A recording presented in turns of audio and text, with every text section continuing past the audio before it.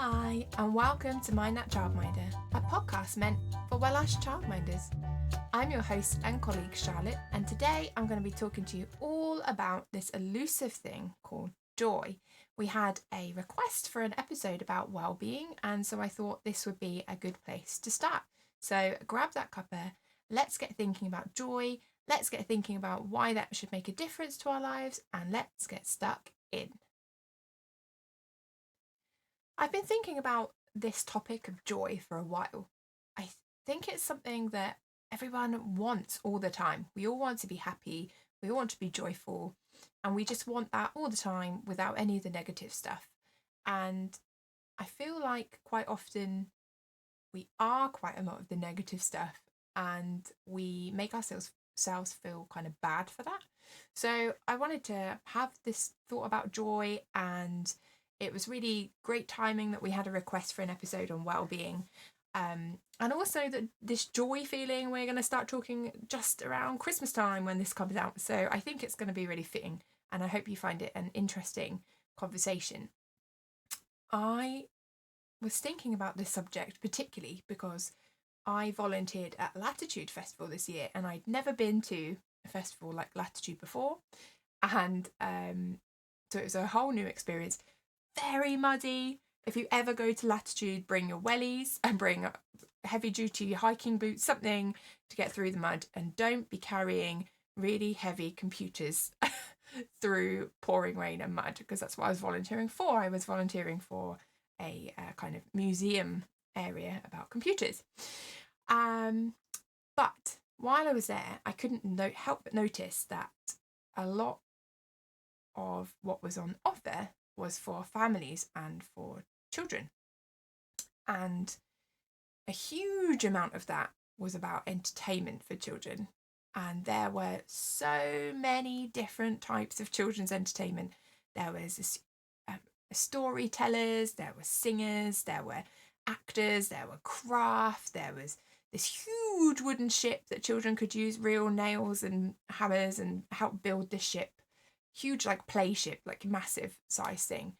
And it just really felt like all of these wonderful people were booked in for the single purpose of bringing joy to children. No one was thinking about the learning outcomes. No one was thinking particularly about behaviour management. So although these professionals, their work has multi-purpose benefits, and they do benefit for a range of reasons even, the festival organisers just wanted joy. They wanted people to feel joy, know that their children were having a great time, and that is a huge part of their kind of product of the Latitude Festival, was to bring joy.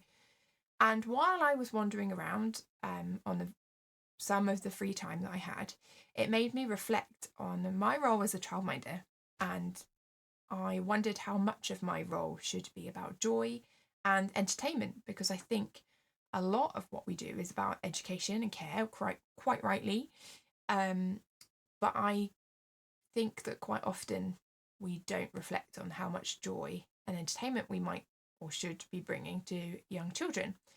And quite honestly, while I was walking around, I feel like I wasn't focusing on that element very much. You know, I can tell when the children are thriving and they're happy, but I can't honestly say that my practice or my interactions, I ever thought about or have recently been thinking about just bringing joy without any kind of education element to it, or learning opportunity to it.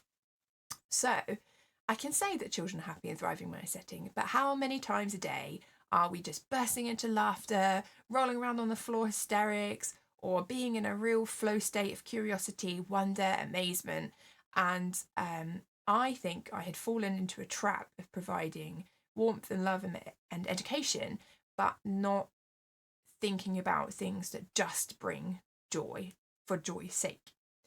And that is why I want to think about, for my own practice, as well as I'm sure there are lots of people out there who feel the same, that they're just kind of either getting through a really stressful day. We've got all these jobs to do, we've got school run to do, we've got to make sure X, Y, and Z observations are done, or, helping with individual learning plans, or all of these other parts of the job. But I really wanted to investigate why joy might have disappeared from some of our settings. Is it just me? I don't think so. Where has the joy gone? That was my initial question when I researched the episode. And it turns out it's not just me. I dug around some research, as I do, and you know that it's all going to be in the show notes wherever you're getting the podcast. But Little and Cara 2023 interviewed practitioners about the very subject of joy in settings, and they concluded that although the working practice of being in early years can be joyous work, it is filled with overwhelming amount of daily tasks, government and local authority pressures, and generally the sector being undervalued and underpaid. And often in settings of group varieties, so nurseries and schools and larger group settings, there's sometimes a lack of shared vision, and that contributes to an environment that joy seeps out of. And they call this educator fatigue. And that was really interesting and really reassuring that it's not just me that feels a little bit like joy is not at the forefront of my mind in my work, that I've got too swept up in all these other tasks and all the other routines of the day that I don't just plan for pure joy. And looking a bit further into it, it seems like it's not just an education issue, but it's also one that has been produced through the medical model. And a medical model is kind of things that we think about with hospitals, doctors, anything like that. And Houlihan et al. In 2024, et al. Remember meaning everyone, that that a group of people that person worked with, and there's so many that it's hard to write everybody's name in the title. They produced a research article looking at the need for humanitarianism humanism even in care delivery for children. And this seems to have been highlighted particularly because families are having to argue for their children with medical complexity to be recognised as both bringing and needing joy in their lives. Instead, it's suggested that too often children with complex needs or disabilities or anything along the kind of SEND route, they're often looked at only in the lens of their diagnosis. They're kind of forgotten about that they're a human and that they need joy and love and fun. And so it's really interesting to note that it's not just education, but health can also fall into the same trap. And they focus on a particular need, something that's more assessed, something, I'm thinking about a past episode we had where we were looking at those soft skills where they're not as valued because they're not as easily noticed or assessed. But because of that, we're putting more emphasis on those needs than the need of enjoyment.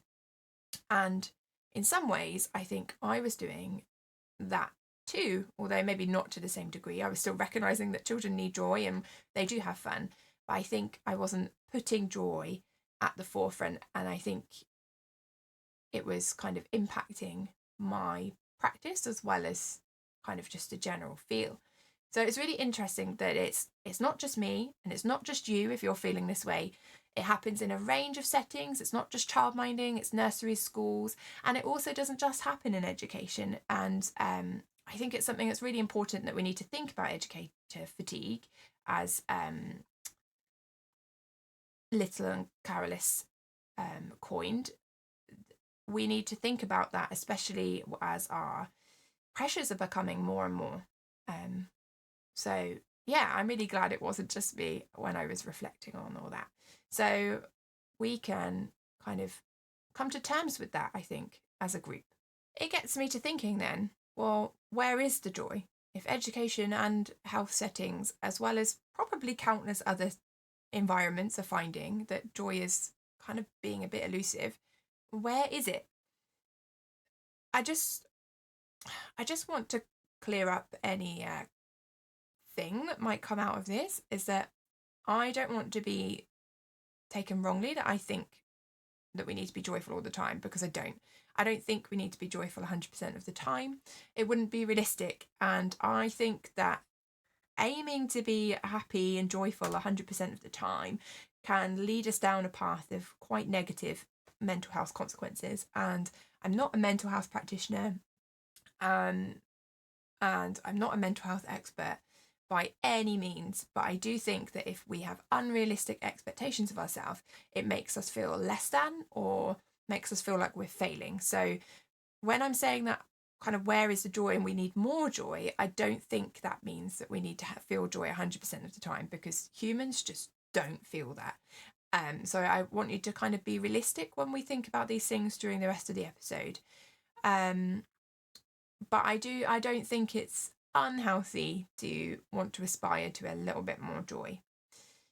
I do think that there are surveys after surveys and census reports in the long term that I've looked up, that there is a trend of people having low well-being, poor mental health.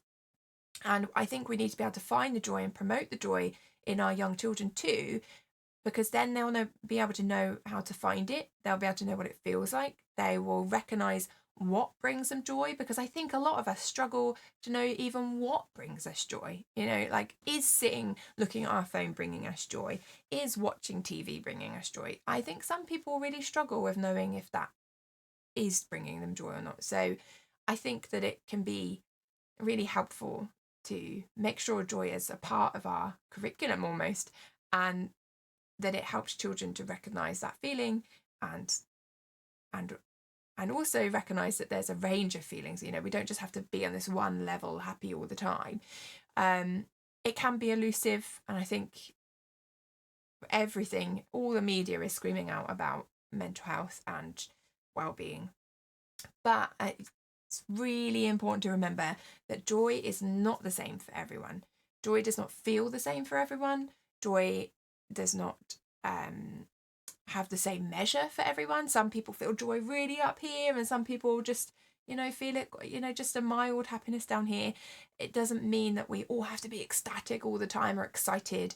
So kind of getting to know what joy means for you and for the children in your care, because not everybody is going to react the same. I think that's really important to note, that it's not just you if you're finding it hard to find joy. It's not just your setting. It's not also that the whole world has lost a lot of hope and that you're never going to find it again, but also it's realistic that you don't feel it 100% of the time. So let's move on to working out where we can find joy, because I think if we can have lots of options of where to find joy, that could be a good place to start. How are we going to find, with our binoculars, the elusive joy? I think before we can begin to even promote joy in our settings and with the children that we're around, we have to promote the joy in ourselves.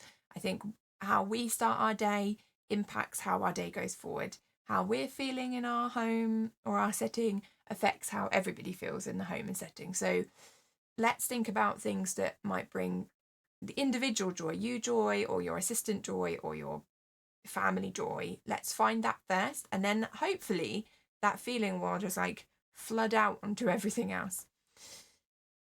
There's loads going on, and I did look up some bits and bobs.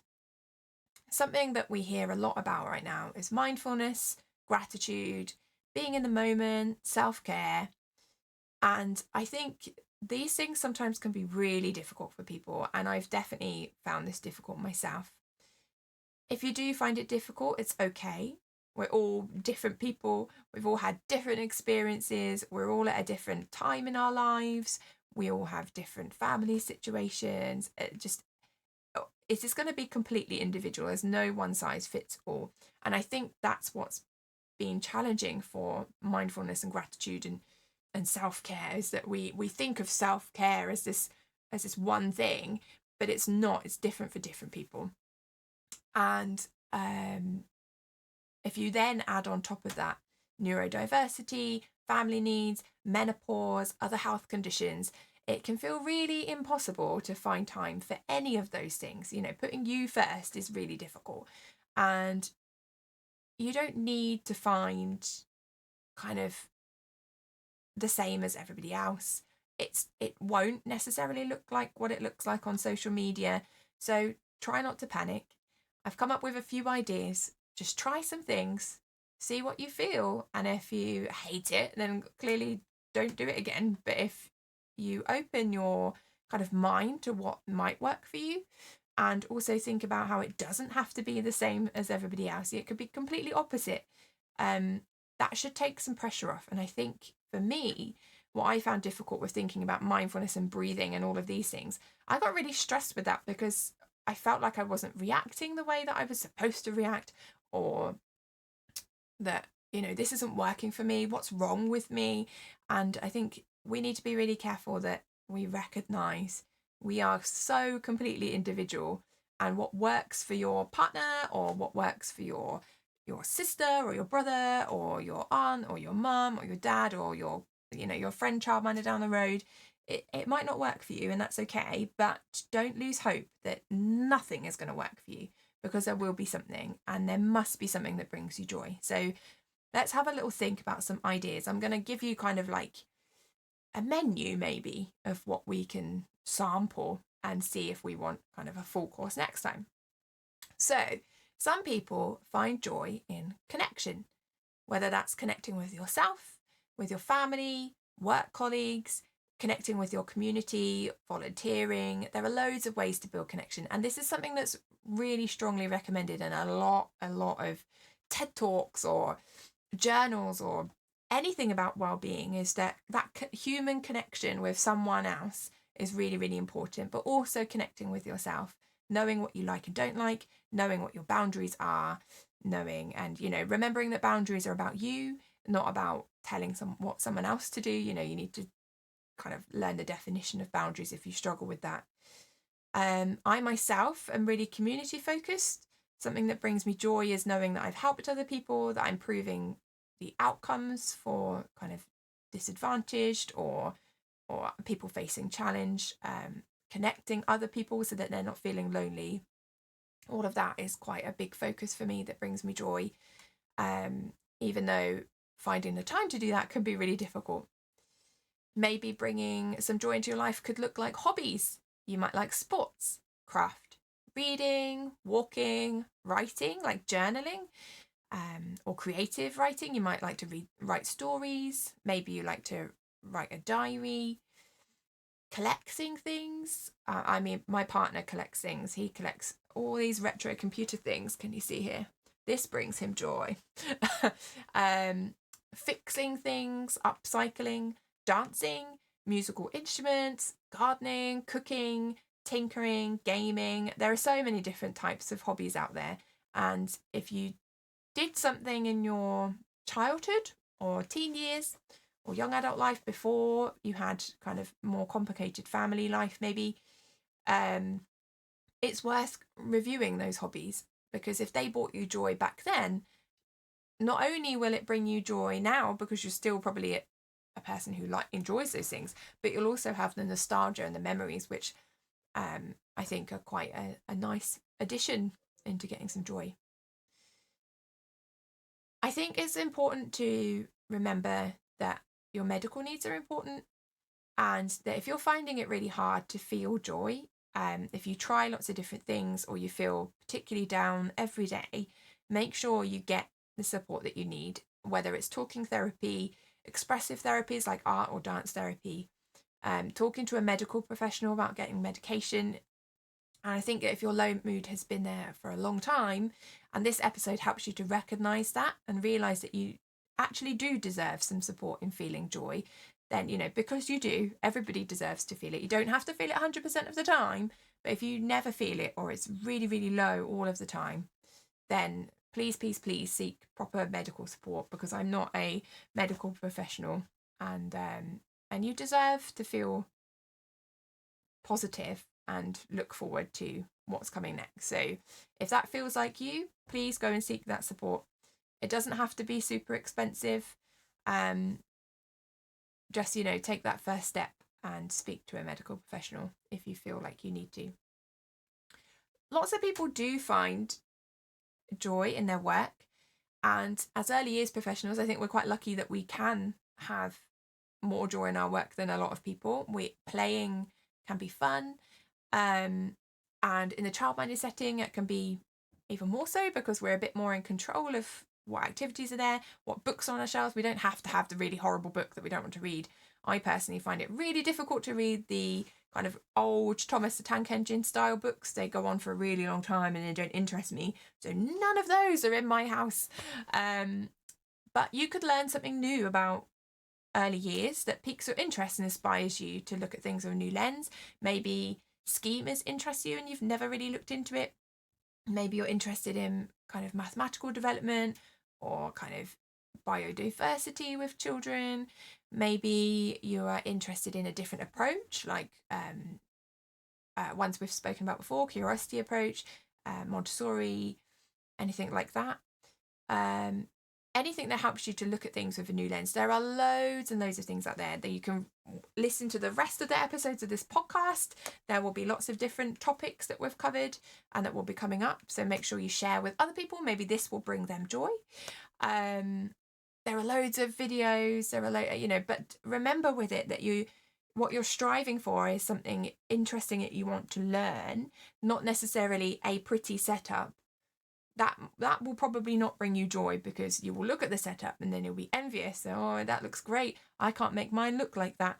Oh, my children just make a mess of it. That's not what we're looking for, right? What I'm saying about looking up different things that will pique your interest is things that you are curious about, things that you want to learn about, and that would help you see your work in a different way. Insert time for silliness. Maybe you can have silly dancing one day, or you can have a particular puppet in your puppet box that has a cheeky character that comes to visit. Maybe you have some particularly silly stories to read.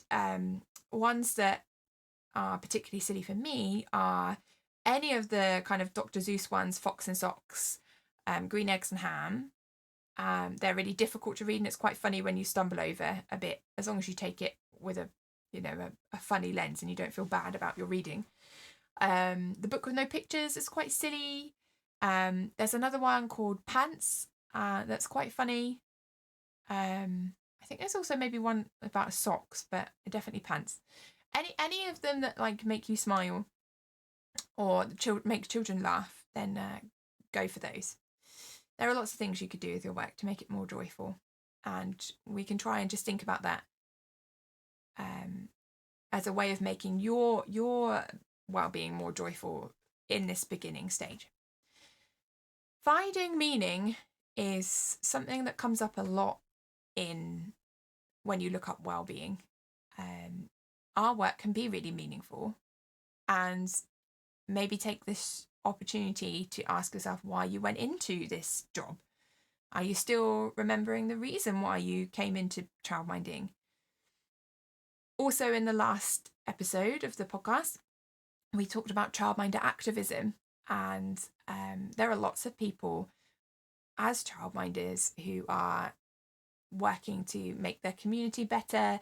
They are making opportunities for the children to be like more meaningful. There are childminders who are writing to their local councils with the children, making trying to stop them from mowing verges so that you have like all the wildflowers. There's so much going on, and I think we need to start seeing past the bureaucracy of funding and policies and see what actually brings you meaning in your work, because those things are important. They're statutory. You have to do them. There's no choice about them. But that doesn't have to be your whole work. That's actually, quite a small part of your everyday work. And I think we could focus on things that bring us more meaning and why we went into the job and why it's so meaningful. Because if you were to ask your families that you care for how meaningful your setting is to them, if you read any reviews you've had or references you've had from families, read those again, because I think you'll see how meaningful your work is. And sometimes we forget how important that is, and we need to kind of absorb that meaning to make us feel good. Now, self-care. If taking a bath, lighting a candle works for you, great. Go and enjoy it. And I hope that it's bubbly and beautiful and warm and all the rest of it. But self-care for me, did not mean go and take a bath and smelling salts and smelling salts, but like all those like lovely bath salts and all of these lovely things. Self-care doesn't just mean that, and I think a lot of people believed that it did. It doesn't just mean yoga, but if yoga does feel good for you, go and do that. It's good to have exercise, but it might not work for you, and that's okay. For me, when I learned about self-care, it was things that worked for me to look after myself. So fresh air, drinking water, saying no when you need to and when you want to. Maybe you don't want to go out for that meal with a group of friends because you just don't like that type of food. Or maybe you don't want to go to the cinema, or you don't want to go somewhere particular, or you don't want to watch a particular film. Like, that's fine if you want to say no to those things. Not taking on other people's feelings as your own. So you can have empathy, but you don't need to take on everybody else's problems and make them yours to solve. Accepting when things are your mistake or a consequence, but not everything actually is. And that was a really important one for me to learn, that not every mistake is mine. Not every mistake that happens actually has a really negative consequence. It just creates a different choice. Not every consequence is negative. That's also something really important. It just is. And putting time in your diary to do things that you want and prioritize it. So if I don't put in my diary to record an episode, it just doesn't get done, because I've got so many jobs and so many other projects, and what ends up happening is that I end up doing all the jobs and then feeling pretty miserable that I got nothing done that I wanted to do all day. It was just work. Cleaning is always going to be there. Of course, you need to keep things clean, but there comes a point where it's like, it's fine if you don't do all the cleaning in one day, right? So put some really small chunks of time in your diary, especially if you're a really super busy person or care for lots of people. Put in your diary 10 minutes that you're going to read your book today, or put in your diary that you really love drawing and you're going to like doodle in your notepad for 5 minutes on Thursday, or, oh, I really like to go swimming, I'm going to put that time in my diary. Like, it doesn't have to be super huge chunks of time. It doesn't have to be really, going on a course or, going to an exercise class, even though if you like that and you've got time for that, it's great. Put the time in your diary to do things that you like and prioritize it. And that means that if something else comes up while you've put that time in your diary and that's a priority, you're not gonna make that, go away. It's like, no, that's my 10 minutes writing time, or my 10 minutes reading time. I'm going to arrange that phone call for a different time. It's, it is a priority to do that. And that's what self-care meant to me, not taking lots of bubble baths and breathing and things, even though for some people these are really important. And if that works for you, that's great. So what I'm coming back to again is it's different for everyone, right? And we need to make sure that we realise that. And if your friend takes bubble baths to relax and that doesn't work for you, great. If you do running and your friend can't stand doing exercise outdoors in the cold, frosty season, then, that's also fine too. Joy just looks so different for everyone. And I've tried to be super broad in these topics. Like, there's quite a lot of those things that don't bring me joy at all. So get to know yourself. And it doesn't matter if your joy looks different to mine. It doesn't matter if your joy looks different to your children's. As long as it's not putting you or anyone else in danger or at risk, just go and enjoy it. Life is so short, and I think the older we get, we realise that more and more, because we lose people we love. And life is far too short to be limited by being the same as other people just to bring yourself joy, not even joy, just to make yourself miserable. If you are too busy going, okay, well, my friend likes to go to the gym, so I'm going to try the gym, and you just go because, but it's making you miserable. But actually, you would be better suited to aqua Zumba or some kind of aerobic class. Don't don't just keep on going to the gym and making yourself miserable and poorer. Like, go and do the aqua swim class, and it doesn't matter if that friend doesn't go with you. Like, just go and make some new friends.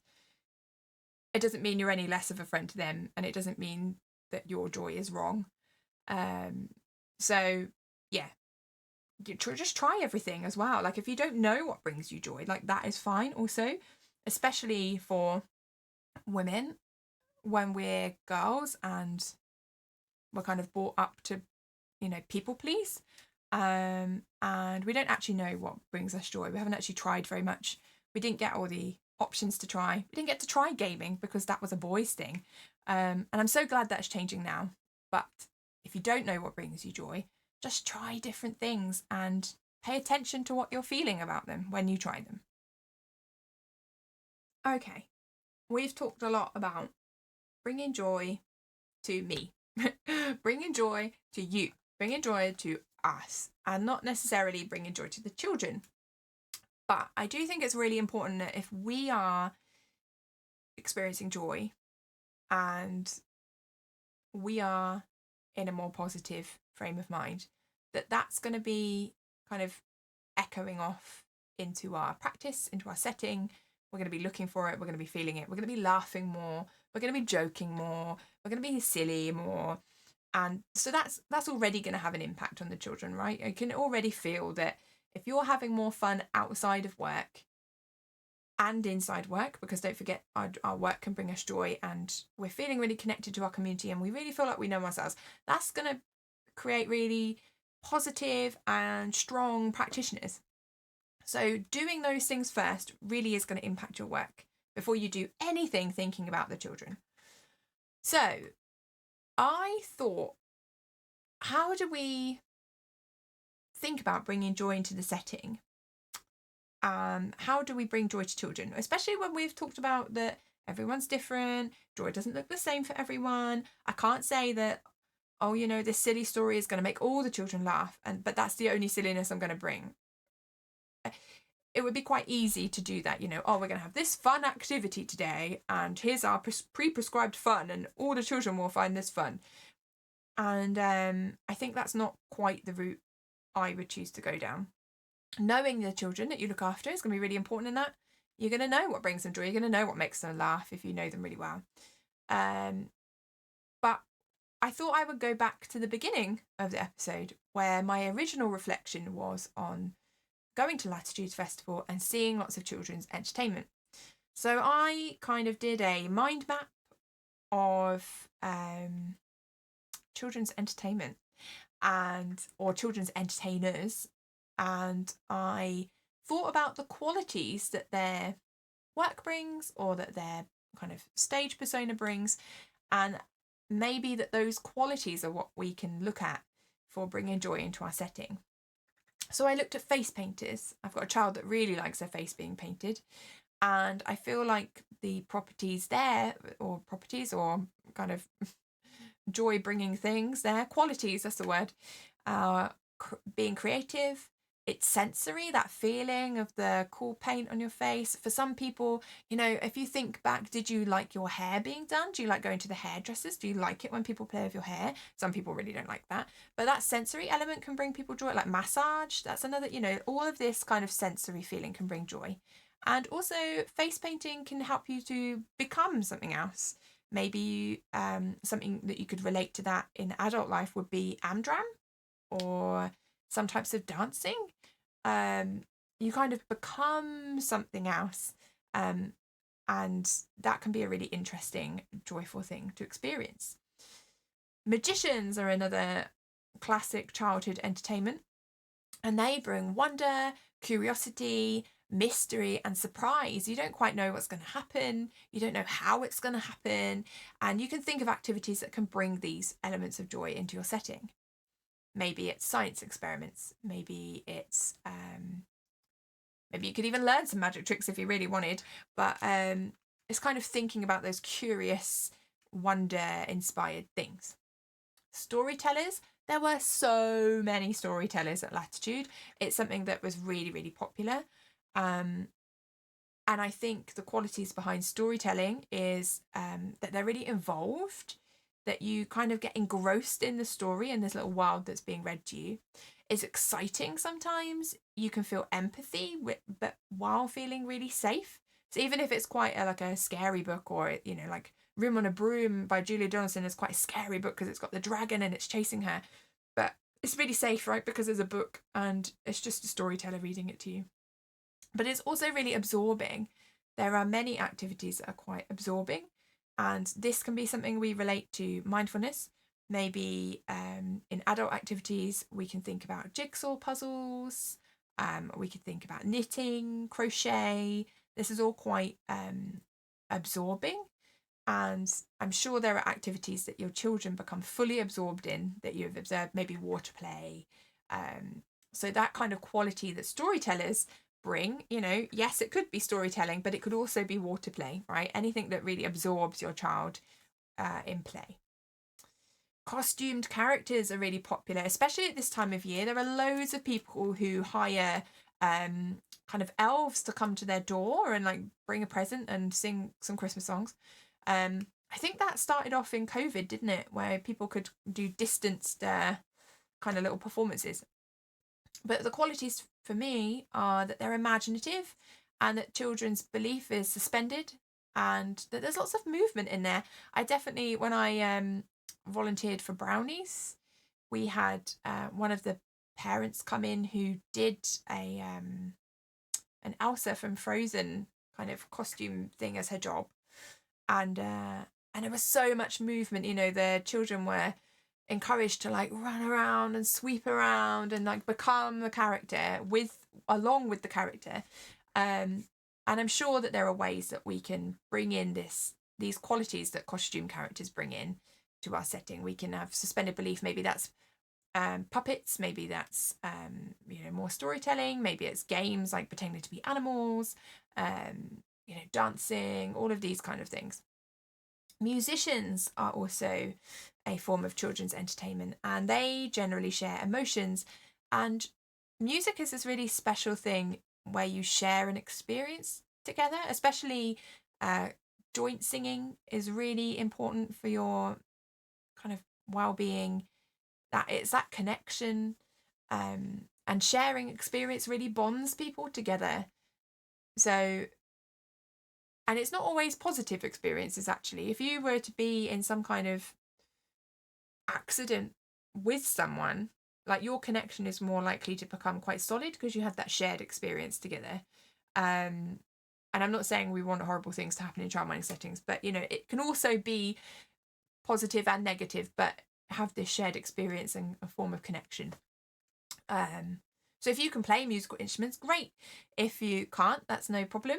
You can get musical instruments that are not difficult to play, kind of tambourines and bongos. You can see if anyone you know plays instruments and that they would be willing to play for the children for you. Maybe you know another childminder that can play musical instruments, and will bring them to a group that you have been to. I have brought my guitar to toddler groups before to do singing. Unfortunately, I can't really bring a drum kit to places. But, you know, these things are nice to do together. So work with other people, you know. It doesn't all have to be you, right? Puppeteers. Now, they're really interesting. Some people really love puppeteers and some people don't. But the skills that they possess or the qualities are expression, emotions, communication, and laughter. Like, puppets can really, like, make children laugh. So if you can find activities that promote those things, that'd be great. Circus skills. If you're thinking about juggling, plate spinning, balancing, any of these things, but their skill set is kind of impressive and shocking and daring and risky. And we talk a lot about risky play. And I did go to some talks at the University of Cambridge in the summer. I will link my blog where I had the review of that in the show notes. But there was a part about risky play, and that children find risky play fun because it's thrilling and daring. And to make it fun, it has to have an element of danger, right? Risky play is not just a word, it's risky for a reason. And I think circus skills, when we watch it, we kind of get that heightened adrenaline because we know it's risky, and it's exactly the same for risky play. So I think if you were to think about children's entertainment and having that element of risk, for them it's going to be slightly more joyous than for us maybe. But if you can put in some risky play that is, not going to really hurt children, then it would kind of come under those skills when we think about joy for children. Bubble shows are a really fun entertainment for children, and they can be so big, can't they? And bubbles, I feel like, are magical for every age group. They're not like, I still really love bubbles. I love the colours and the shininess, and that they're fleeting. Not everything is permanent, and I think sometimes there is joy in seeing things that change, like the seasons, or your favourite decorations at Christmas, right? It's fleeting. You only get to see them for a while and then they're put away, and then you get to look forward to them again. Abundance is also a thing that can bring people joy, and when you look up abundance, it's really interesting to note that abundance can also be used in interior design, because that makes people feel happy, having access to lots of things. And I believe that goes back to our kind of like cave person days, where being able to find having a hoard of food is like makes us feel good and safe. So abundant, in bubble shows you can have thousands and thousands and thousands of beautiful bubbles, and it makes you feel good. And they're also just really beautiful. So I think there are a lot of approaches at the moment in early years that talk about beautiful things with young children. They talk about real beautiful objects, and it's important to think about, if we like beautiful things, then children probably also like beautiful things. But we don't have to make it kind of consumerism, right? We don't have to say, only jewelry is really beautiful and we need to buy all the jewelry. We can find beauty in kind of frost falling on leaves, or the leaves changing colour in the autumn, or birds in the garden, right? It doesn't all have to be kind of objects and consumerism. And then finally, clowns. Now, love them or hate them, most children can get a positive experience from clowns if they're not too scary. And the qualities behind them are silliness, laughter. It's really slapstick comedy, and actually quite relatable often. When you watch clowns, it's quite relatable that they're a bit clumsy, or something happens that makes them like over the top sad, or this kind of feeling of being part of a wider society, but also injecting some silliness and laughter into our play. And I think that's something that we miss out quite a lot as childminders, when we're having to run the whole shebang. We're having to run all the food and the organisation of the day and the planning and the observations and the funding and the policies and the safeguarding and the special educational needs and disabilities kind of support, and their eco plans. And there's so much going on that where in any of that is silliness, where in any of that is humour and fun. And I don't want to make more work for you to say you should insert fun, but I think you can adapt some of these things and just have it in the forefront of your mind, these kind of qualities and skills that you can have, that other people can have. It doesn't just have to be work all the time, and education and nappy changes. I think we have got a bit of space and a bit of leeway to make it more fun. I keep on saying it doesn't have to all be you, and that's really interesting as a setting that quite often has a sole practitioner, or kind of one practitioner with people who kind of look towards them for guidance. And when I'm thinking about those qualities, I don't think we have to be all of them. We can't be all of them, because personalities are different and skills are different, and some things are learned. People who do these things for a job, yes, they might have a natural aptitude towards some of these skills, but they have to learn them. Clowns go to clown school. It's not just going to appear out of nowhere. So you don't have to have all of them. I picked out the qualities so that you can try and kind of pull a few of them. Which ones do you lean towards? Which one do you think you could learn more about? And also just having them there as something to reflect on. So when you next are working with the children in your setting, think about, well, how often are we actually laughing in the day? Do a tally chart if you have to. Note down every time a child bursts out laughing or giggles, just in general life, without you trying. And then go, well, actually, if it's only once or twice a day, then you're going to have that same conclusion that I did, that you're going to need to like bring it up a bit more. So picking out those qualities doesn't mean you have to be all of them 100% of the time. There are also ways that we need to teach children that we can't be silly all the time. There are times for being serious, like when we cross a road or when we're doing cooking. We have to be able to teach children the difference between those. So maybe observe your setting and your practice to see how much joy is already there. Maybe your setting is there's laughter that fills the air all the day and you're doing a great job and you're all feeling really, really joyous. But I think for a lot of us, we're going to be kind of muddling through, getting the work done, not feeling very valued for it. Then after work, we've got to do all the cleaning and the cooking and the looking after everyone else. So I really hope that this is going to help some people. And just try and pull a few of those into your setting. Try and have something that's got abundance. Maybe that's not really anything that's going to have to do with your skill set. That's just you pulling together lots of shiny objects and just seeing what happens. Does that make the children have a sense of curiosity and wonder and awe and this great feeling of abundance? There's loads of stuff, and they're not feeling like they're having to scrabble and argue over everything.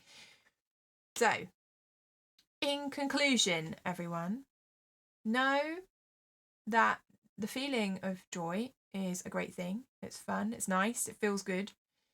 And know that feeling joy 100% of the time is not a real thing. That's okay. And that is called being authentic. You cannot be joyful 100% of the time. And if you are, you're probably masking or covering up for something, because humans do not feel joy 100% of the time. Sad things happen. The world is not a particularly great place right now. Money problems happen. It's okay and authentic to not feel joy 100% of the time. And you can reflect on how much joy you currently feel in your life and think about, is there room for more? Have you actually got a pretty good balance, and you already reserve time for yourself, and you're laughing throughout the day, and you do experience other emotions as well. Maybe you are great and balanced, and that's a good reflection to have. But on the other hand, if you're not feeling loads of joy or you're never feeling joy, then you need to reflect on that and what you can do. Know yourself and what brings you joy. For me, going out in the rain and the cold to do a run or to do one of those full-on hardcore fitness things with the ropes where you have to work really hard, that does not bring me joy. Swimming, and I do like to go for a run sometimes, but I'm kind of a fair weather runner. I like to game. I like to make my podcast. I feel like chatting with you is really important, and I feel like I get to do all this research that really interests me. So I know what brings me joy, and I also know that I need to do more of it, because I can be pretty miserable, grumpy thing if I let myself get into it. So what you need to do is try one little thing for you to do. Write it into your diary, whether it's any of the menu of things that we selected or something else that I've not thought of, because I can't think of everything, and the podcast would also go on for absolutely ever if we tried to list everything. Reflect on the joy in your setting. Maybe you could try that tally chart to see how often people are bursting into laughter, or how many times a day children are in the state of flow. Think about how many activities you kind of plan that just have joy as the vibe you're going for. Think about the entertainment qualities that we talked about and where you could insert those. It doesn't mean, however, that you have to be all of the above and more, because we've got all the education and care and safeguarding. Maybe a childminder who is great with silly stories, but when you read silly stories, you feel shy and a bit like uncomfortable. Like, but you have other skills, right? So maybe you're like really arty and you're great at face paint.